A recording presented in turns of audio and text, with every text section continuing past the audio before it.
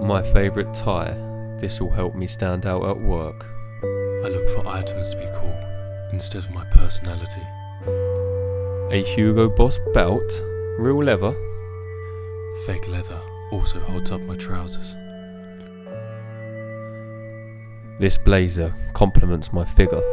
It was only £1,100. Gosh, I'm so insecure. Look at all these peasants cramped into small 4-bedroom houses. I like to have empty rooms just in case I have guests, which I don't. My shoe closet. Excessive? I don't think so.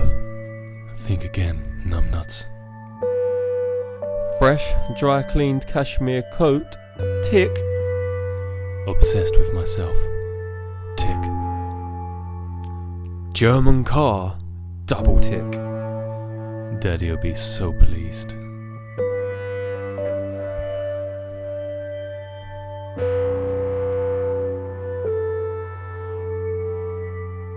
Leather seats. Push button start. What a way to start the day. Please stop talking. And you guessed it. Automatic gates. That's so inconvenient. Give me a break, please. So you've just seen how the materialistic mind thinks. It's always materialism.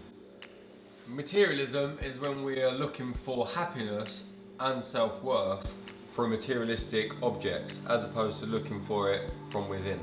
So there's two ways you can get trapped in this materialistic world. There is becoming an item, and there is having your value and self-worth based on how many items you possess. So let's start with becoming an item. So whether it's a house, a car, or even a games console. So let's take PlayStation 4 for example. So you've become the PlayStation 4. Your friends are saying Xbox One's better, and you get upset. But your PlayStation doesn't get upset. Why? Because it's not a sentient being and it doesn't have emotions. But you get upset for it, and that's because you have become the PlayStation. So the second approach is having your identity based on the amount of objects you possess.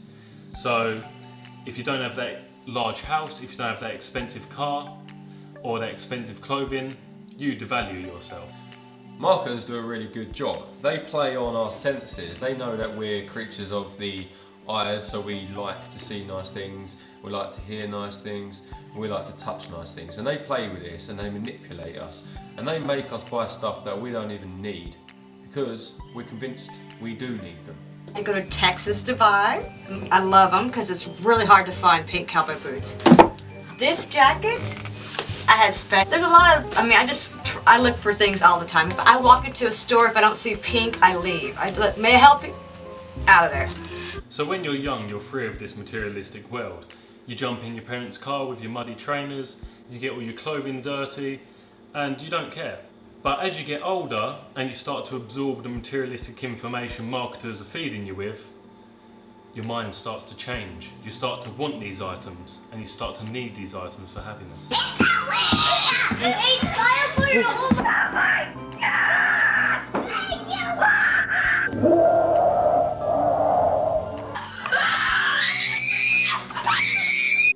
So I was online the other day and I came across a golden goose trainer. I don't really know what that is, but it's $585 and it looks tragic, in my opinion.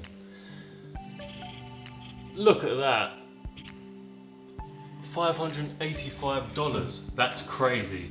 So earlier, me and Bill went out and we actually made this trainer for £9.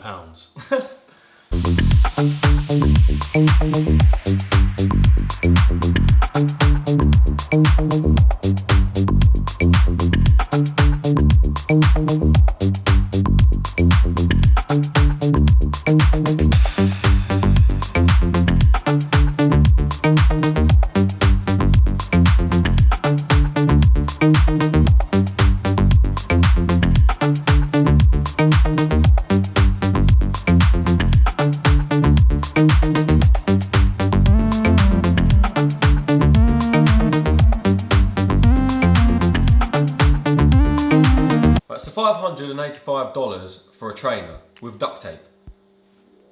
That's crazy. It's quite comfortable, I've got it myself. It's crazy. But why is it that we're all willing to pay this much for a trainer? Well, this starts from a young age. We grow up having a science-based education where we think that the whole universe is physical and we lack our spiritual education. So there's somebody out there who has no food. He has no shoes, no clothes, and struggles to even get water. And there's other people spending $585 on a pair of shoes. Here in England, we have quite a wealthy lifestyle. We have all the necessities for survival: shelter, water, food. We're clean, we're comfortable. Yet, there's people that are obsessed with items.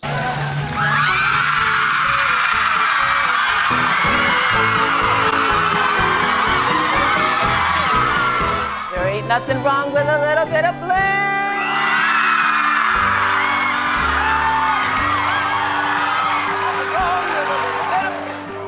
It's a diamond face watch by Philip Stein. It's 50 diamonds, people. 50 diamonds. 50 diamonds, people. 50 diamonds.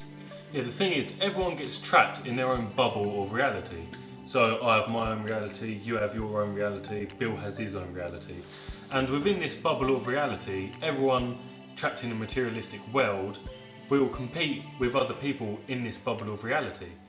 But this bubble of reality changes every single place you go around the world. That is why culture, Exactly. I'm going to jump in, culture is a great way to reveal the illusion. In Dubai, you need a Bugatti Veyron to keep up with the pack. In Thailand, all you need is a little motorcycle to get you from A to B. Here in England, you need a BMW or an Audi, whatever it may be. And as you can see, there is vast differences between each bubble of reality in this place, which shows you that it's all an illusion. This is all a mindset. We're all human beings, we all come from the same source, and all of a sudden we're born on different places on the planet. And wherever we're born, this bubble of reality is different for us. And this is where our belief system is manipulated and we're made to desire different things. So you're there caught up desiring that car, needing that new refrigerator, and needing that larger house with that extra bedroom so you can fall asleep in it after your great day at work. Whereas there is someone on that street with nothing. No shelter, no warmth, no food, no water. There is someone drinking out of a muddy river. There is children chopping off limbs so they can beg and get more money.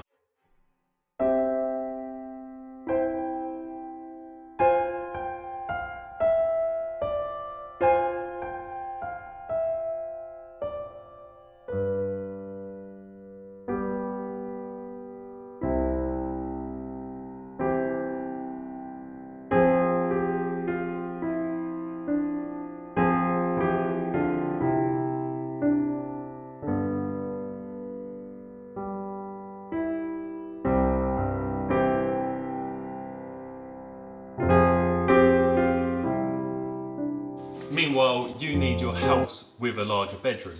If you took away all of your possessions and put yourself in that exact situation that person is in, you would be the exact same as them. So therefore, your worth isn't based on these items, because at heart, when you're stripped down, you're exactly the same. We all need to take a step back and appreciate and be grateful for what we actually have in this world, rather than keep putting all of our attention on what we don't have and what we want. It's all perception. People are always competing with the people in their reality bubble. But if you look outside of that, look to these poorer countries, these people that don't have access to water, you've won that victory. I hope you're proud of yourself. Because you got that nice new car and they don't even have some food to eat. At first, I thought she was a boy.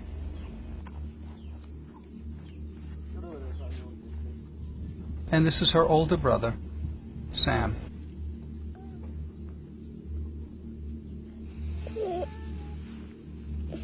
Their behinds were shriveled and laced with deep lines left by their shrinking body mass. Their legs were tiny bones, covered in dried-out skin.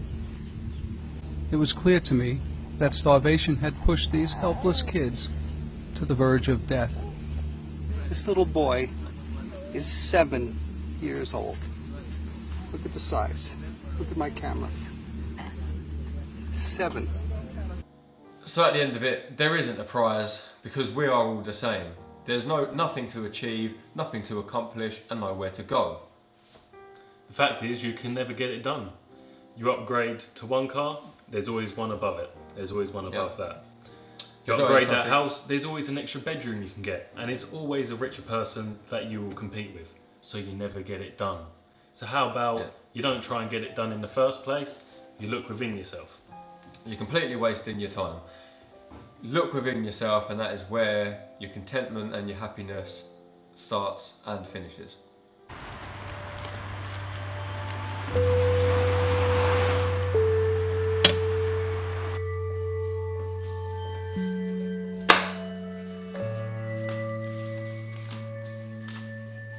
What the hell is this?